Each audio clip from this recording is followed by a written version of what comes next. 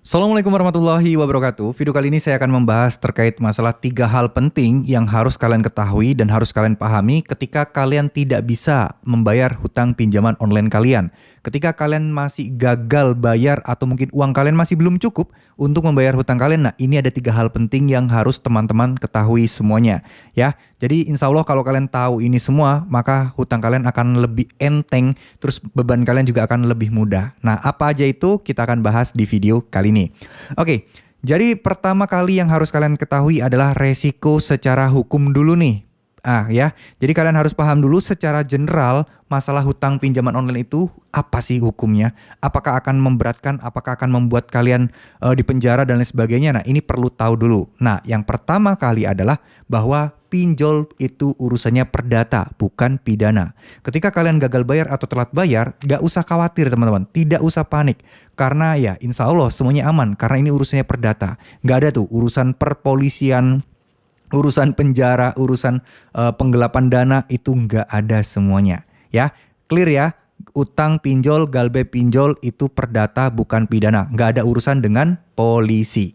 Ya, segala ancaman apapun yang kalian terima, segala peringatan apapun yang kalian terima, kalau itu menyangkut polisi, penjara dan lain sebagainya, abaikan. Itu bohongan. Ya, itu bohong. Itu buat nakut-nakuti kalian doang. Nah, sekarang yang kedua.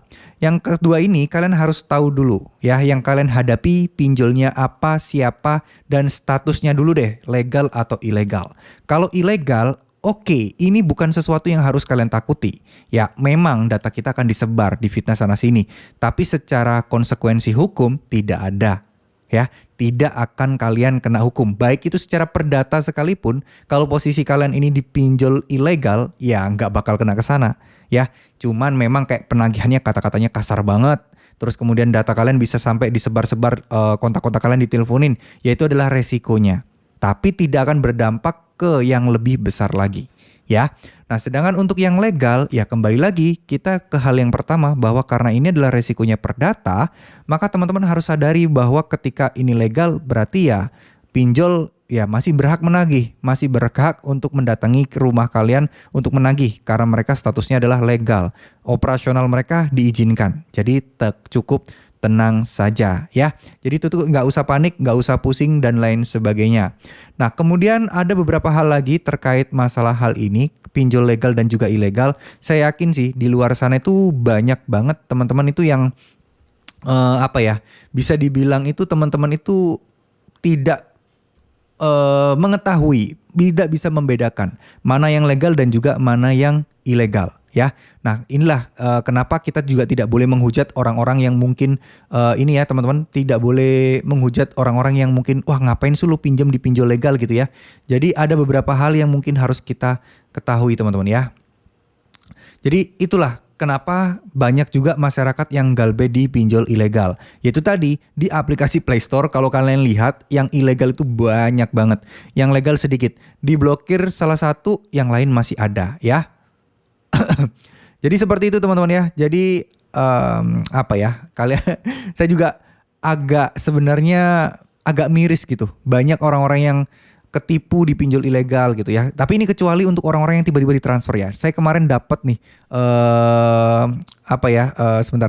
Saya dapat info dari salah satu rekan saya juga bahwa tiba-tiba ditransfer uangnya. Dia cuman iseng-iseng nginstal, pengen ngecek doang. Terus ya salah dia sih masukin nomor rekening. Ya belum proses pengajuan guys, belum proses pengajuan, tapi uangnya ditransfer ya. Jadi kayak gitu ya teman-teman ya. Jadi kayak gitu. Jadi hal-hal kayak gini nih perlu teman-teman ketahui. Nah sekarang hal yang ketiga adalah kalian harus tahu betul ya. Kalian harus tahu betul bahwa kalian harus memahami masalah solusi yang yang akan kalian lakukan. Ya, galbe pinjol itu macam-macam teman-teman. Macam-macam. Bisa kalian bayar pokoknya aja.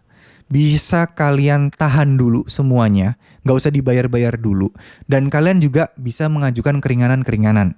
Nah, masalahnya ini butuh proses dan butuh waktu yang sangat panjang sekali.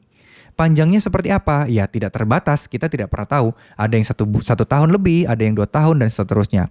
Nah, bagaimana posisi kita ketika kita tidak mempunyai uang? Ya, tidak ada yang bisa kalian lakukan selain kalian ya melanjutkan hidup. selain kalian melakukan aktivitas seperti biasa. Karena ketika teman-teman fokus di masalah hutang ini yang akan membuat teman-teman blunder, membuat teman-teman gali lubang tutup lubang pada akhirnya, membuat teman-teman kacau, membuat teman-teman stres, dan pekerjaan pun juga berantakan.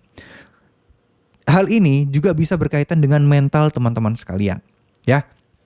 Jadi solusinya bagaimana dong yang benar? Apa yang harus kita lakukan? Seperti yang saya bilang, kalau tidak ada uang, belum ada uangnya saat ini, galbe aja dulu. Gak usah dibayar dulu. Ya kalian mau bayar pakai apa gitu kan ya. Mau ngutang lagi, nah itu bukan solusi yang terbaik. Mau menggunakan uang sisa yang dipakai untuk kebutuhan sehari-hari. Nah kalau kalian pakai, kalian gak bisa makan. Itu juga bukan sebuah solusi. Karena ujung-ujungnya teman-teman pasti akan apa? Pasti akan minjam sana-sini juga untuk memenuhi kebutuhan kalian. Masalahnya makin melebar. Nah oleh karena itu saya selalu bilang, ya daripada gali lubang tutup lubang, lebih baik galbein aja dulu. Ya, selanjutnya kita tinggal fokus memperbaiki pelan-pelan, dan saya yakin kalau teman-teman tulus, teman-teman berusaha keras, teman-teman gak akan mengulangi minjol-minjol lagi, insya Allah rezeki itu pasti akan ada aja. Niatkan kebaikan, niatkan untuk bisa lolos dari pinjol, niatkan untuk tidak minjol-minjol lagi, maka itu yang harus kalian pegang baik-baik. Ya. Jadi semoga apa yang saya sampaikan di sini bisa bermanfaat dan bisa membuat teman-teman tetap semangat. Jangan bersedih, sehat-sehat selalu ya. Sehat-sehat selalu, tetap tenang, tetap fokus, perbanyak berdoa. Karena semua ini yang mengatur takdir ini adalah Allah SWT. Perbanyak doanya, meminta pertolongan, mintalah petunjuk, dan mudah-mudahan rezeki teman-teman dilimpahkan sehingga teman-teman bisa menyelesaikan permasalahan hutang ini dengan lancar. Amin amin ya robbal alamin. Terima kasih. Wassalamualaikum warahmatullahi wabarakatuh.